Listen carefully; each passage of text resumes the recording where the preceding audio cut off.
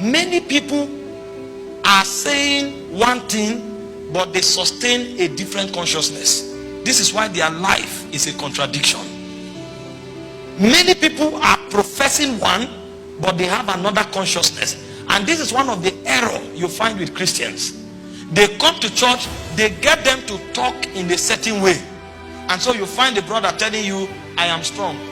I am strong means I'm sick. The moment he say I'm strong, he knows you know what he's saying. He will look at you and say, I am loaded.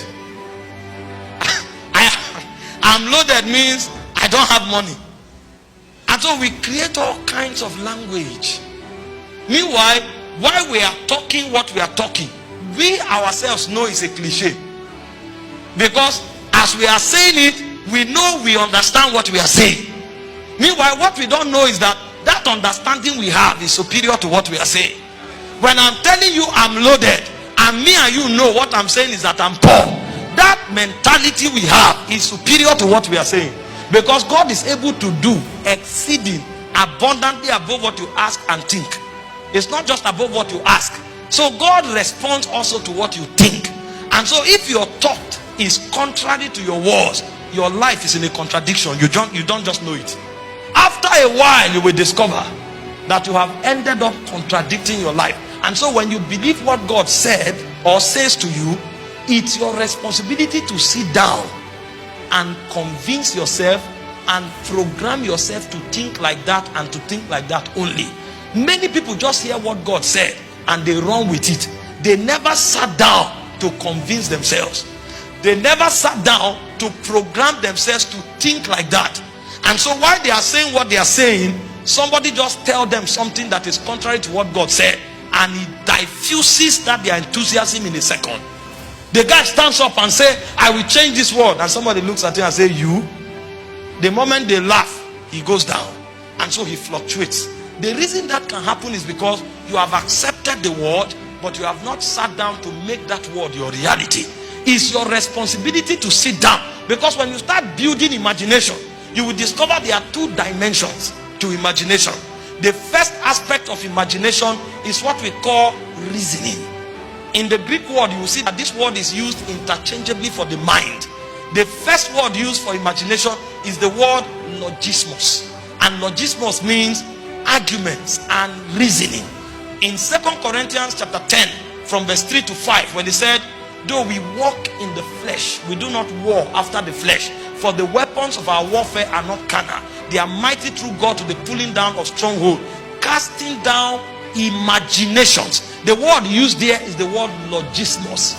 They are strong reasons. They are strong opinions. They are strong arguments. So when God tells you, for example, that I will send you to a nation and you will deliver that nation, don't just shout.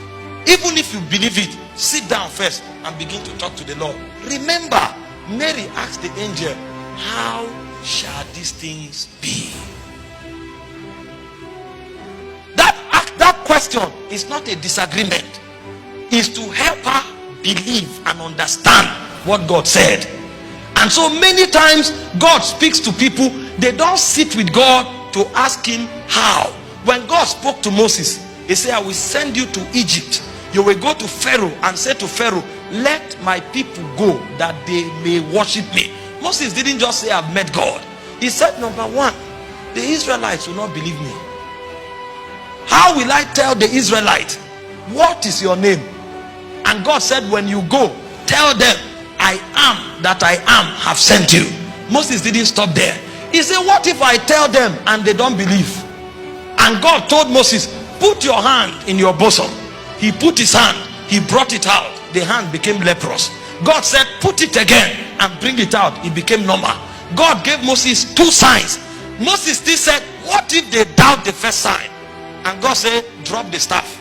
And when they dropped the staff, it became a serpent. God now told him, pick it up by the tail. Because if you are not careful, if you carry it from the head, the staff that should destroy Egypt will destroy you first. And God told him, pick. Do you see why people's calling destroy them? The guy jumps up and says, God said I'm a prophet. And because he's a prophet, the first person he's arguing with is the president of his country. And then they arrest him, put him in Kirikiri prison. He is waiting for angels to come and no angel shows up. Because he carried the staff from the head. You are a prophet, but you carried your staff from the head. If you had reasoned it with God, he would have told you, in the first 5 years of your life, be praying. You will start as an intercessor. And then after 5 years, you will become a teacher. After a teacher, you will become an evangelist. After you become an evangelist, you will now build influence. Then you will become a prophet. Maybe it's on the 20th year of your calling that you can address government. But the guy woke up in the first 2 years of his calling because he looked at somebody and he said, your singlet is green. And the person said, my singlet is green. How did you know? The next time he stand up, he said, the government of this state is rebellious. The government. The moment he finished, while he's here prophesying, DSS will come. And then he's wondering, why are the other ministers saying it and nothing is happening? God told them to carry by the tail. You are carrying from the head. I'm telling you why people don't manifest. If you know how many young people are cut off, God told you that with you he will start the biggest company. And then you stand up, you say, God spoke to me. I don't need anybody. Because you heard Bishop Oyedepo say, I don't need anybody.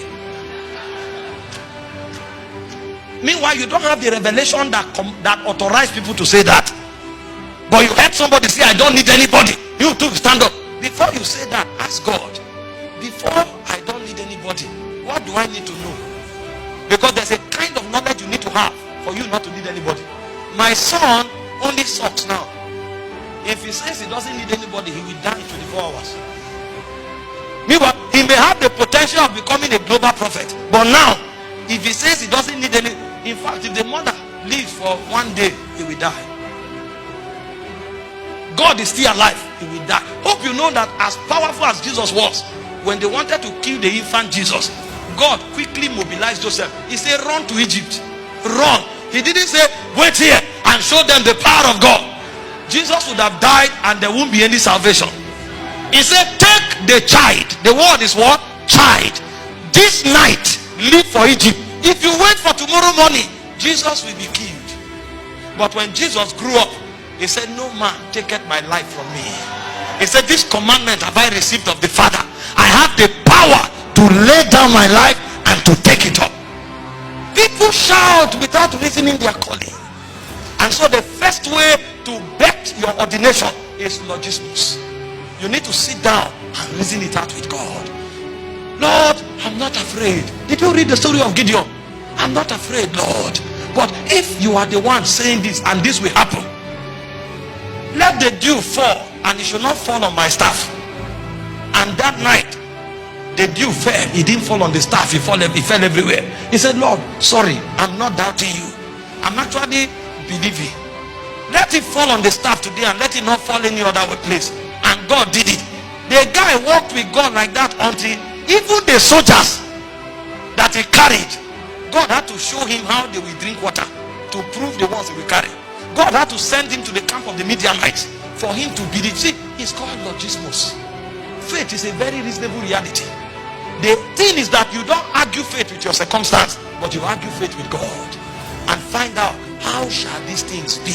How shall these things be? When God is done convincing you, even if Pharaoh stands up with a red eye, you won't be afraid anymore. Moses showed up and Pharaoh, he told Pharaoh, let my people go that they may worship me. He said, who is your God that I should let your people go? Moses dropped his staff. Pharaoh's men dropped their staff. His staff swallowed their staff. He carried it up. And he said, because you will not hear the voice of God. That's a man addressing a king that is called a son God. When God convinces you, nothing can discourage you. The reason people are easily discouraged is because they didn't wait with God to convince them. And so the reasoning part of their imagination is depleted. They are motivated until crisis comes. And when crisis comes and they see the vengeance of Pharaoh, they will discover that they are but mortals. Because they didn't wait for God to work that conviction into their spirit. And so the first aspect of imagination is that aspect of God thoroughly proving you, to show you that what he has said, his faithfulness will defend it. And when God tells you that, if the king wants, he should throw you to the lion's den, you will be there worshiping God.